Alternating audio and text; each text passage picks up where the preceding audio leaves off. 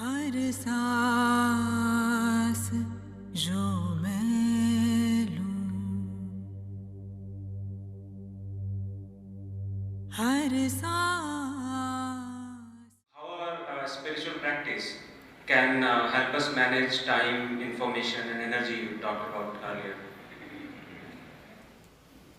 It definitely helps you to manage energy, isn't it? Definitely it does.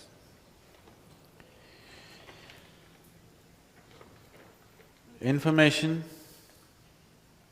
to manage your information properly or not to succumb to the tendencies caused by the information, of the past information, energy is a very important part. The old rut has formed. If you want to get out of it, you need some energy. If you don't have enough power, you can't get out of it. It will take you in the same rut. So if you generate sufficient energy, you can also handle the tendencies caused by the old information. The karma can be broken only if you have the needed energy. So these two things, it definitely serves. Above all, once your energies are in a certain way, what somebody does in 24 hours, you may do it in 6 hours. Or what you do in 24 hours, somebody may do it in 3 days, which is a fact for us. So all three things are being managed in a certain way. But specifically about time, if we want to have a grasp of time, then we would need a sadhana which is of a different nature. If you want to have mastery over time, there's a completely different kind of sadhana. This gives you some, but mainly it's focused towards handling the karmic information and the energy. If one wants to have mastery over time, it needs a different approach. If you have to go that way, either you must have an enormous understanding of various aspects of life, it'll become extremely scientific, or you must be simply willing to listen. If you have either one of these qualities, it's possible. The first one that I said, an enormous understanding, that will not happen in a short time. That cannot happen in a short time. It takes a lot. It would take lifetimes for people to understand how it actually happens. What is time? I know science has some explanations for time. It's fine, they've taken a few steps, but it's nowhere near the ultimate reality of what is time.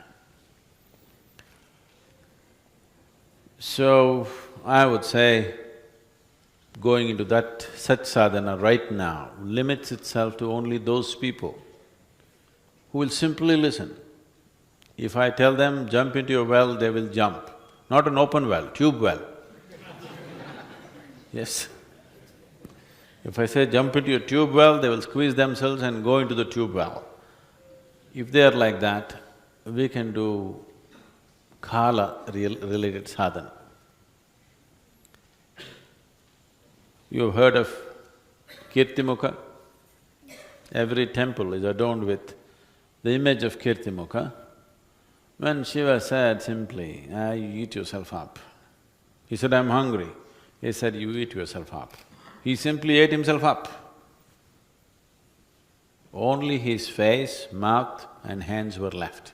Everything else he ate himself up. So, Shiva said, you are a glorious face. You are above all gods. So, every temple has the face of Kirtimoka, where hands are into the mouth, everything, the body is gone, he ate it up. His own body, he ate it up, because Shiva said so. No reason, no sense, but simply ate it up. So he rose above all gods. What is being said is that he rose above time and space and everything. He is above gods means he is risen beyond all these dimensions.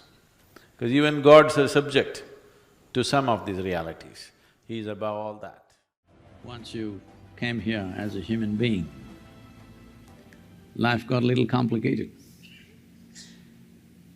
If you came here like any other creature on this planet, stomach full, life settled.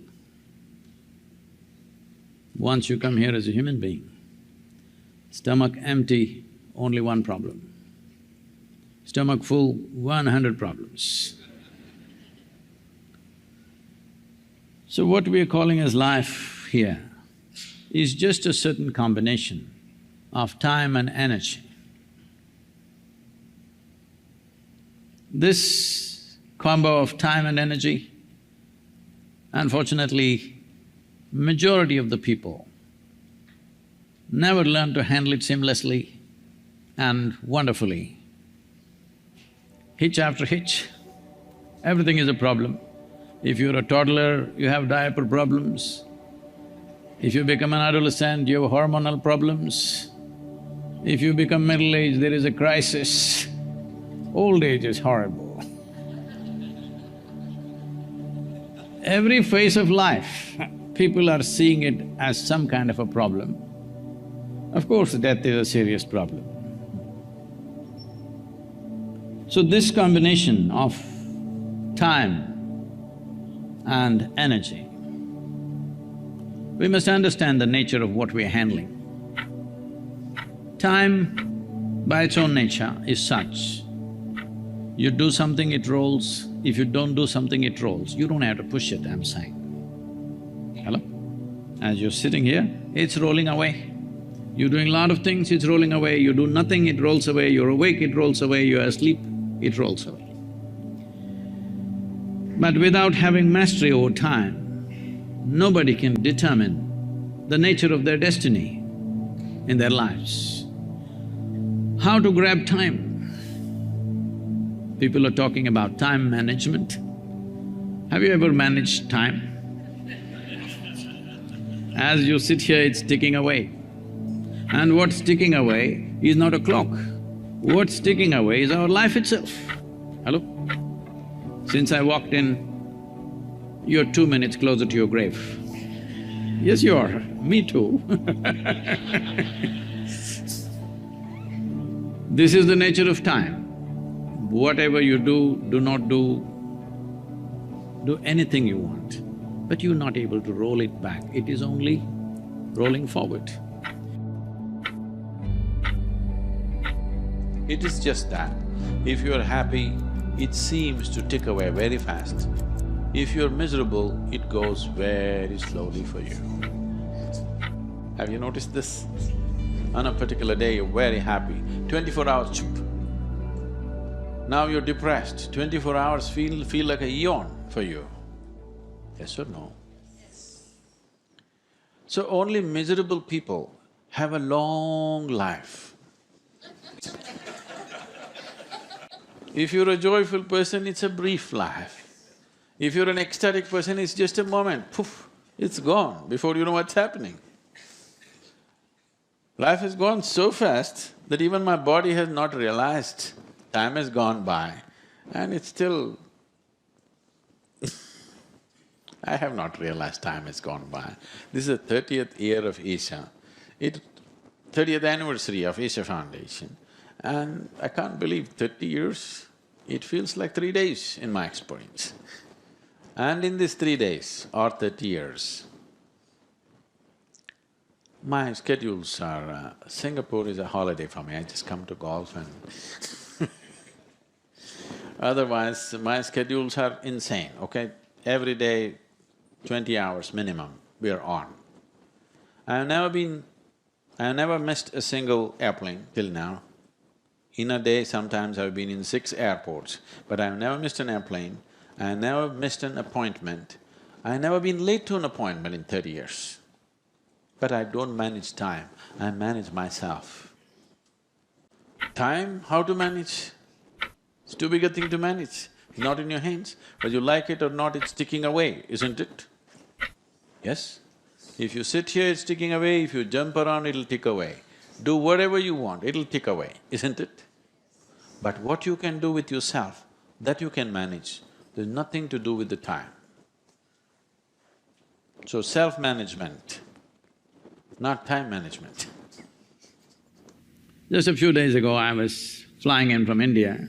Normally it used to be 13.5, 14 hours, but now there is some issue that Pakistan is not allowing airplanes to fly over their airspace, so it's taking 16 hours. Because I know all the pilots and I'm a licensed pilot myself, so they let me sit in the cockpit and I'm interested in what's happening there. So I was talking to them and they said, Sadhguru, I said, 14 hours, isn't it?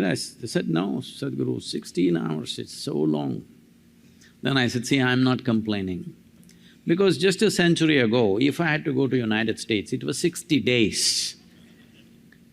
16 hours, I'm not complaining, I'm okay. I'll sit down, lie down, read something, do something or talk to you. But I'm not complaining about 16 hours. How did 60 days become 16 hours? Simply because from a chugging steam engine to a jet engine, hello? Suddenly 60 days became 16 hours. So the only way you can take charge of time is by mastering your energies, how they function. If you are functioning like a steam engine, it's a long time. If you're functioning like a jet engine, boom. Right now they're saying the Chinese have developed an airplane where Beijing to New York you can do it in 2 hours. They're saying by 2028 they'll have it commercially ready, 2 hours. So, this is not mastery of time, but consequentially it is mastery of time. If what somebody does in 10 years, if you can do it in 1 year, if both of you live for 100 years, in terms of impact and profoundness of experience, you lived for 1,000 years. Hello? That is the only way you can take charge of time. And one who's taken charge of time, for him, the entire universe is a sweetness of compassion. That will be his experience of life once he's taken charge of time.